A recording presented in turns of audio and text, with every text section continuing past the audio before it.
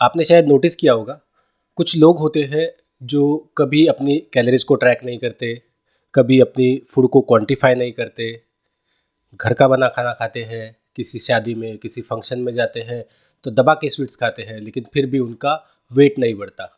On the other hand कुछ लोग ऐसे होते हैं जो सिर्फ पानी भी पीते हैं तो उनका वेट बढ़ जाता है, या फिर अगर वो ओबीज है तो फिर उन्हें वेट लॉस करने में या फिर फैट लॉस करने में बहुत ज़्यादा स्ट्रगल करना पड़ता है। इन तीनों टाइप के लोगों में जो बेसिक डिफरेंस होता है वो होता है मेटाबॉलिज्म का।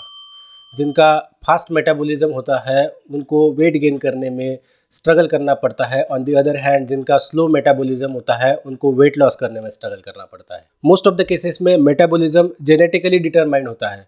हमारा मेटाबॉलिज्म हमारे जेनेटिक्स पे डिपेंड करता है। तो क्या जिन लोगों का मेटाबॉलिज्म स्लो है वो कभी वेट लॉस नहीं कर पाएंगे? वेल, जेनेटिक्स भी ये बाकी सारे फैक्टर्स की तरह एक फैक्टर है जो हमारे मेटाबॉलिज्म को डिसाइड करता है। हम हमारे जेनेटिक्स को तो चेंज नहीं कर सकते, लेकिन बाकी सारे फैक्टर्स हम उनको चेंज करके हमारे मेटाबॉलिज्म में बूस्ट ला सकते हैं। Hi everyone, I am doctor Venkatesh और आज के वीडियो में हम बात करेंगे कैसे हम हमारे रूटीन में, हमारे न्यूट्रिशन में माइन्यूट चेंजेस करके हमारे मेटाबॉलिज्म को नेचुरली बूस्ट कर सकेंगे।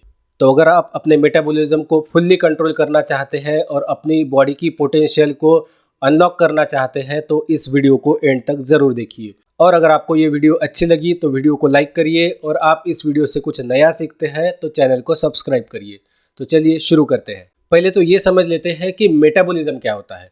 हमें ये पता है कि जो भी हम एक्टिविटीज़ करते हैं, चाहे फिर वो सिंपल वॉकिंग हो या फिर जिम में हेवी वेट लिफ्ट करना हो, इन सब एक्टिविटीज़ के लिए हमें एनर्जी की ज़रूरत होती है, और वो एनर्जी हमें मिलती है फूड से जो भी हम कंज्यूम करते हैं। तो सिंपल शब्दों में फूड को एनर्जी में कन्वर्ट करने का जो एक्चुअल प्रोसेस होता है, जो केमिकल रिएक्शन होता है, उसे मेटाबॉलिज्म कहते हैं। हमारी बॉडी को दिन भर में बहुत सारे वाइटल फंक्शंस परफॉर्म करने होते हैं, जैसे ब्रीदिंग करना, डाइजेशन करना, ब्लड सर्कुलेशन को मेंटेन करना, बॉडी का टेम्परेचर रेगुलेट करना, और इन सब प्रोसेसेस के लिए हमारी बॉडी को बहुत सारी एनर्जी की ज़रूरत होती है।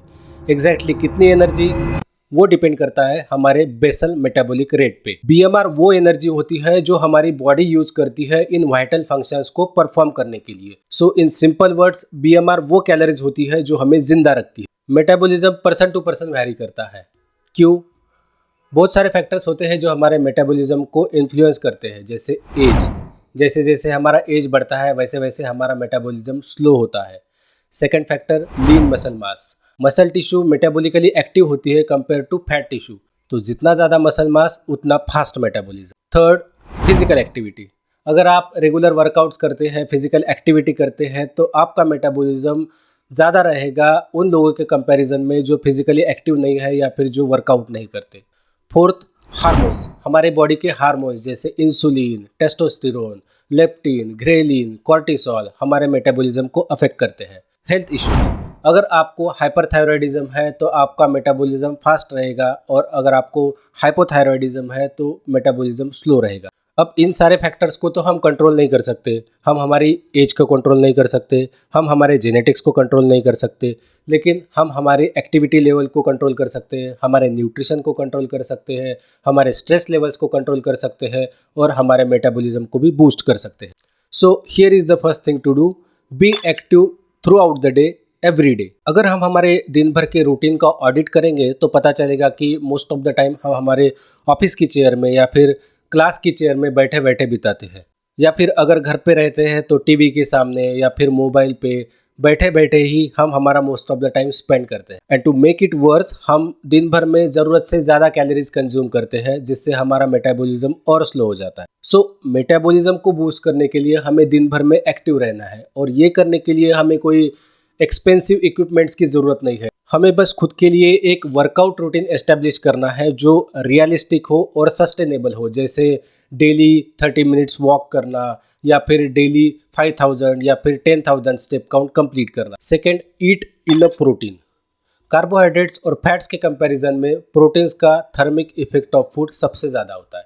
जब भी हम कोई फूड कंज्यूम करते हैं तो उस फूड को डाइजेस्ट करने में या फिर उसका एब्जॉर्प्शन करने में हमारी बॉडी कुछ कैलोरीज बर्न करती है, उसे कहते हैं thermic effect of food. Proteins का thermic effect of food 20 to 30% होता है, यानी अगर हम रिक्वायर्ड अमाउंट में प्रोटीन्स कंज्यूम करते हैं तो हमारी बॉडी ज़्यादा कैलोरीज बर्न करेंगी उस प्रोटीन को प्रोसेस करने में। साथ ही साथ अगर हम स्ट्रेंथ ट्रेनिंग करते हैं तो प्रोटीन्स हमारे मसल बिल्ड करने में भी हेल्प करेंगे।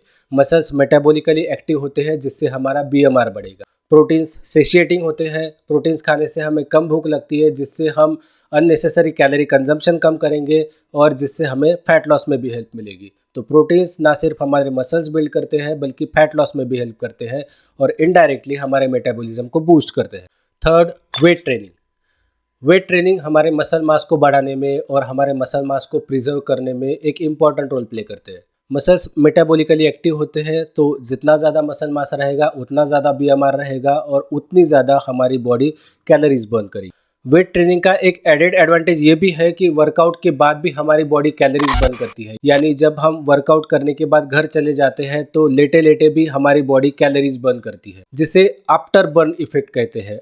और कंपाउंड मूवमेंट्स जैसे स्क्वाट्स, डेडलिफ्ट्स, बेंच प्रेसेस, ये आफ्टर बर्न इफेक्ट में बहुत ज़्यादा इफेक्टिव होते हैं और इनडायरेक्टली हमारे मेटाबॉलिज्म को बूस्ट करते हैं। Fourth, hydration.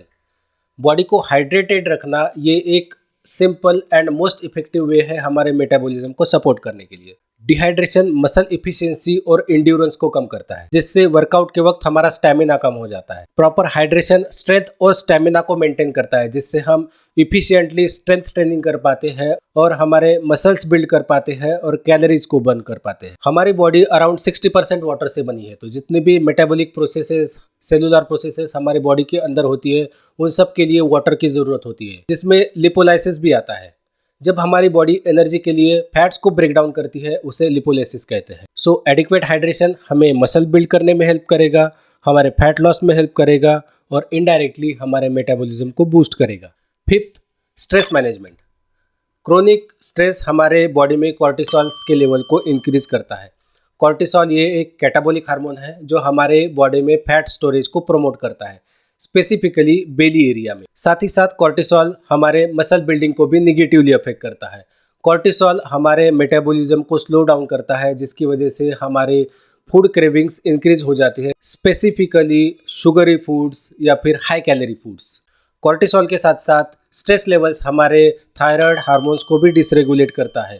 थायराइड हार्मोन्स हमारे मेटाबॉलिज्म में एक इम्पॉर्टेंट रोल प्ले करते हैं, तो हम स्ट्रेस लेवल्स को मैनेज करके जो भी कैटाबॉलिक हार्मोन्स हैं उनका डिसरेगुलेशन अवॉइड करके हम हमारे मेटाबॉलिज्म को बूस्ट कर सकते हैं। 6, प्रायोरिटाइज स्लीप।